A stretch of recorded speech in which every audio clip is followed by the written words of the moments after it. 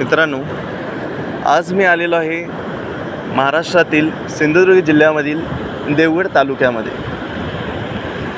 तर देवगड म्हटल्यावर सगळ्यात पहिलं आपल्याला जे आठवतं की हापूस आंबा.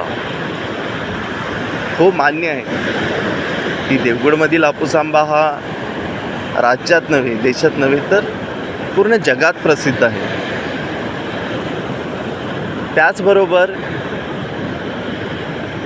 देवगडला एक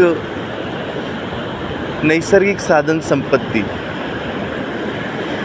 चा वारसा पण लाभलेला आहे. शिवाय देवगडमध्ये महाराष्ट्रातील सगळ्यात पहिला पवनचक्की प्रकल्प उभारण्यात आला. समोर तुम्ही ते दृश्य पाहू शकता. शिवाय देवगडपासून अवघ्या 5 किलोमीटर अंतरावर तुम्हाला कुणकेश्वरचे सुंदर असे महादेवाचे मंदिर आणि महादेवाच्या मंदिरच्या मागे लागूनच अथांग असा निळसर समुद्र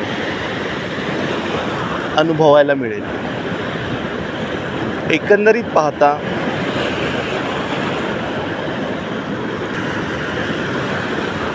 आपल्याला देवगडमध्ये खूप काही अशा गोष्टी सांगून जातात, भेटून जातात की जे आपल्याला आपल्या जीवनाचे महत्त्व प्रत्येक क्षणोक्षणी जाणवून देतात. जशा या समुद्राच्या लाटा की ज्या कधीच थांबत नाहीत, तसेच आपलं जीवनही आहे जे कधीच थांबत नाही मित्रांनो.